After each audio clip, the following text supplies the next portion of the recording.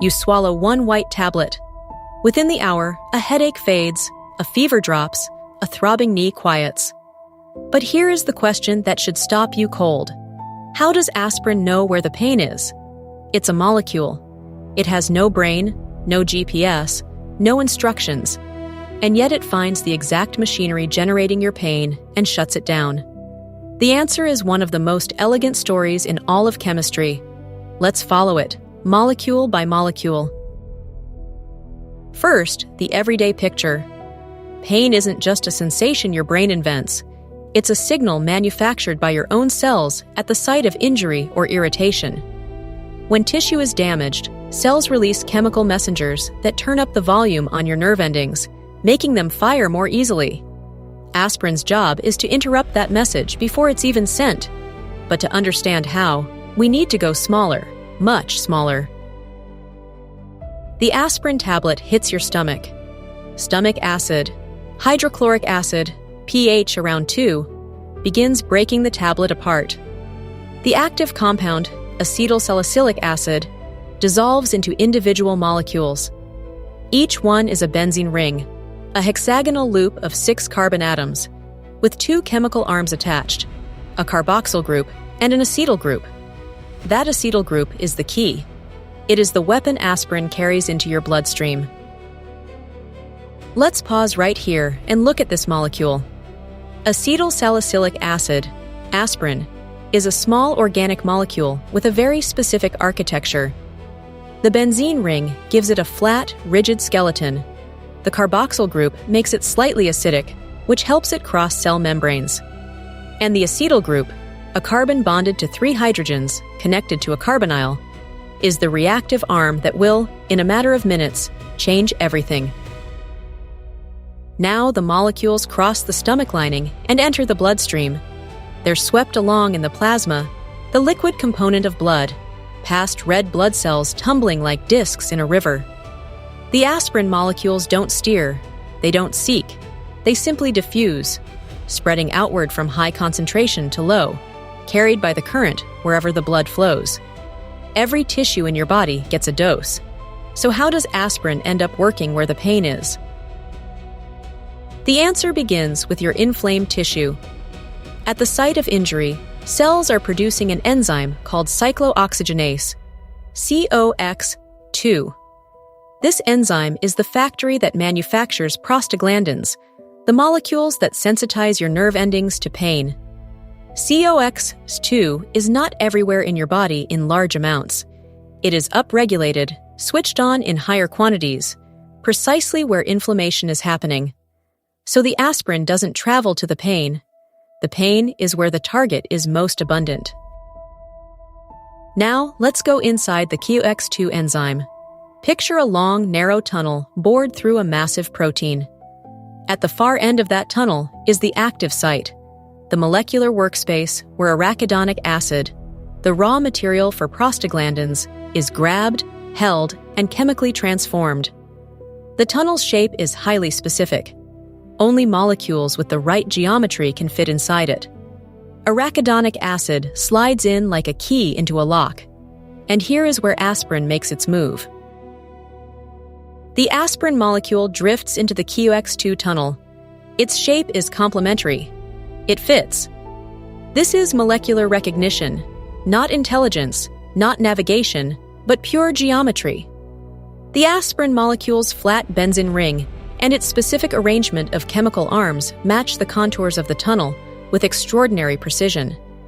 Thousands of aspirin molecules may have drifted past this enzyme without entering, but the ones whose geometry matches, they slide in. Deep inside the tunnel, the aspirin molecule encounters something critical, a single amino acid residue called serine 530. It's a small molecular hook protruding from the tunnel wall, a hydroxyl group, an oxygen bonded to a hydrogen extending into the channel.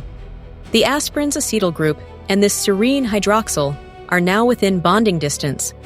The electron clouds of their atoms begin to overlap. Chemistry is about to happen. And now, the reaction.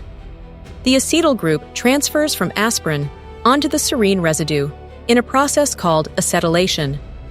A new covalent bond forms, two atoms sharing a pair of electrons in a permanent partnership. This is not a weak attraction like a magnet. It is a full electron-sharing bond, the same class of bond that holds DNA together, that builds proteins, that makes diamonds hard. Once formed under biological conditions, it does not break. The aspirin molecule has left its acetyl group behind, permanently attached to the enzyme. The COX-2 enzyme is now permanently modified. That acetyl group, now bonded to serine 530, protrudes into the tunnel, physically blocking access to the active site. When arachidonic acid tries to enter the tunnel, as it has been doing continuously, feeding the prostaglandin factory, it can no longer reach the active site. The path is obstructed. The enzyme is disabled, not temporarily suppressed, but structurally changed for the rest of its molecular life. With COX-2 blocked, prostaglandin production at the inflamed site drops sharply. The flame-orange prostaglandin molecules that had been streaming outward from the enzyme, flooding the local tissue, bathing the nerve endings, slow to a trickle, then stop. The concentration of prostaglandins in the tissue begins to fall as the body naturally clears existing molecules. The pain amplification system is losing its fuel supply. And without prostaglandins bathing the local nerve endings, those nerves return to their normal activation threshold. Prostaglandins work by binding receptors on the nerve membrane and triggering a cascade that lowers the voltage needed to fire a pain signal. Remove the prostaglandins, and the threshold rises back to normal. The nerve is still there, still functional, but it no longer fires at the slightest provocation. The volume has been turned down. Here's the timeline made concrete. You swallow an aspirin tablet at 7 in the morning. By 7:15, it has dissolved in your stomach acid, and the acetylsalicylic acid molecules are crossing into your bloodstream. By 7:30, blood plasma concentration of aspirin peaks. COX-2 enzymes at the inflammation site are being acetylated continuously as aspirin molecules diffuse into the tissue. By 8 o'clock, 45 minutes to an hour after you swallowed the tablet, prostaglandin levels at the site have dropped enough that your nerve threshold has risen, and the pain has noticeably faded. And consider the scale.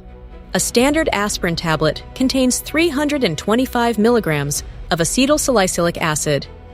At the molecular level, that is roughly 1.1 times 10 to the 21st power, over 1 sextillion individual aspirin molecules, each one capable of permanently disabling one COX-2 enzyme. You are not taking a drug.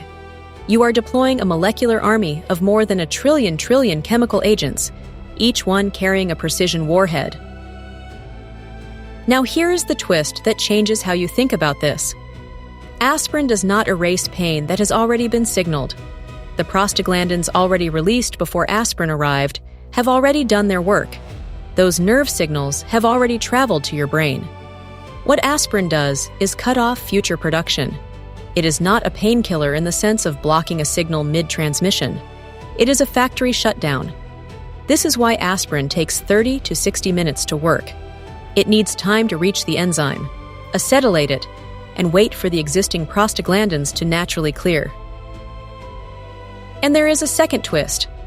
Aspirin blocks both COX-1 and COX-2. COX-1 is a housekeeping enzyme. It produces prostaglandins that protect your stomach lining by stimulating mucus production and regulating blood flow to the stomach wall. Block COX-1, and the stomach becomes more vulnerable to its own hydrochloric acid. This is why long-term aspirin use can cause stomach irritation, ulcers, and bleeding. The same irreversible mechanism that makes aspirin so effective at the pain site also disarms a protective system elsewhere. One molecule, two targets, one permanent bond. Consequences in both directions. The irreversibility of aspirin's action is simultaneously its greatest strength and its key limitation. Because the covalent bond to serine 530 is permanent, a single aspirin molecule disables a COX enzyme for the entire remaining lifetime of that protein, typically several hours to days. The body must synthesize entirely new COX enzymes to restore function. This is why a single dose of aspirin can have effects lasting 12 to 24 hours, far longer than the drug itself remains in your bloodstream. There's one more consequence worth seeing. Platelets, the tiny cell fragments that form blood clots, also contain COX-1. Aspirin permanently disables the COX-1 in every platelet it encounters. And unlike regular cells, platelets have no nucleus. They cannot synthesize new proteins. So once their COX-1 is acetylated, it stays disabled for the platelet's entire lifespan of 7 to 10 days. This is why low-dose aspirin is prescribed to reduce heart attack risk. By suppressing platelet COX-1, it reduces the tendency of blood to clot in narrowed arteries. So the next time you swallow that small white tablet, see it for what it is. Not a vague painkiller drifting through your body hoping to help. It is a precisely shaped molecular agent carrying a chemical warhead, an acetyl group, designed by chemistry to fit one specific tunnel, react with one specific amino acid, and permanently silence one specific molecular machine. Aspirin doesn't know where the pain is. It doesn't need to. The pain is where the enzyme is, and the enzyme never sees it coming. One molecule, one permanent bond, one enzyme silenced, and somewhere in your body, a nerve that was firing too easily quiets. That's not magic, that's chemistry.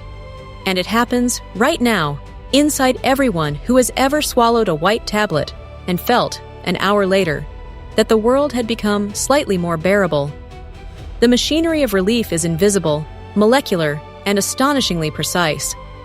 And it has been working in human bodies for over a century, one acetyl group at a time.